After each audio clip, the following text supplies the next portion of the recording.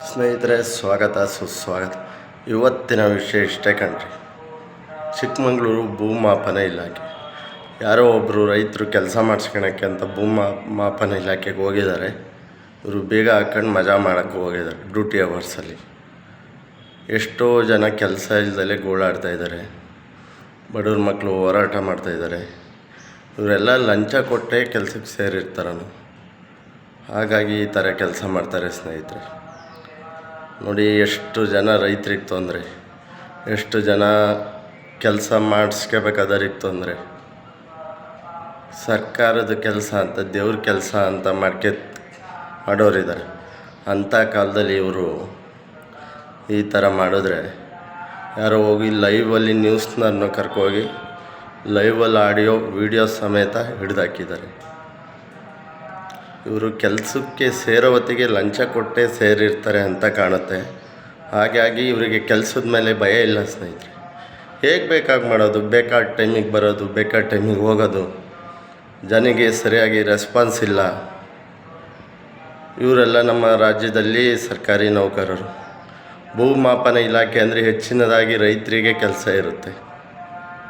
ಇವರು ಏನು ಕೆಲಸ ಮಾಡ್ತಾರೆ? ಗೌರ್ಮೆಂಟ್ ಕೆಲಸ, ಬೇಕಾದಷ್ಟು ಸಂಬಳ ಬರುತ್ತೆ, ಸವಲತ್ತು ಸೌಕರ್ಯ ಇರುತ್ತೆ, ರಜೆಗಳು ಇರುತ್ತೆ, PF DF ಮಗದೊಂದು ಇರುತ್ತೆ.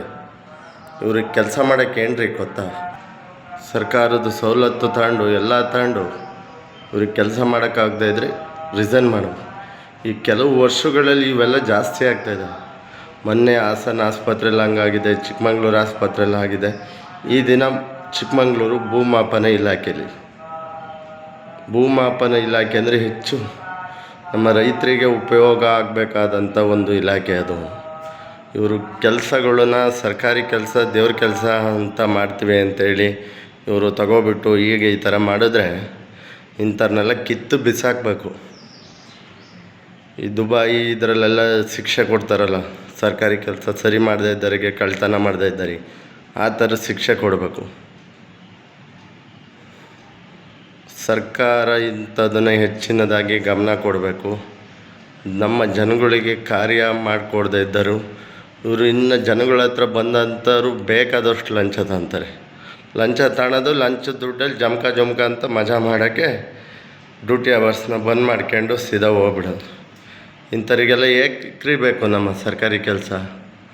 ರಿಸೈನ್ ಮಾಡಿ ಆಚೆ ಹೋಗ್ತಾ ಇರಬೇಕು ಇಂಥವ್ರು. ಸ್ನೇಹಿತರೆ, ಇದನ್ನು ಖಂಡಿಸ್ಬೇಕು. ಕಾಂಗ್ರೆಸ್ ಸರ್ಕಾರಕ್ಕೂ ಮುಟ್ಟಬೇಕು. ಚಿಕ್ಕಮಗಳೂರು ಯಾರು ಸಚಿವರಾಗಿದ್ದಾರೆ ಚಿಕ್ಕಮಗಳೂರು ಜಿಲ್ಲೆಗೆ, ಅವರಿಗೂ ಮುಟ್ಟಬೇಕು. ನಮ್ಮ ರೈತರಿಗೆ ಒಳ್ಳೆಯದಾಗಬೇಕು, ನಮ್ಮ ಜನಗಳಿಗೆ ಒಳ್ಳೆಯದಾಗಬೇಕು. ಜನಗಳಿಗೋಸ್ಕರ ಕೆಲಸ ಮಾಡೋ ಅಂಥವ್ರಿಗೆ ಈ ಕೆಲಸಗಳು ಸಿಗಬೇಕು. ತಿಳಿದಂತೆ ಒಂದೆರಡು ಮಾತು ಹೇಳಿ. ಜೈ ಶ್ರೀರಾಮ್, ಜೈ ಜಗನ್ನಾಥ, ಜೈ ಸಂಗೊಳ್ಳಿ ರಾಯಣ್ಣ.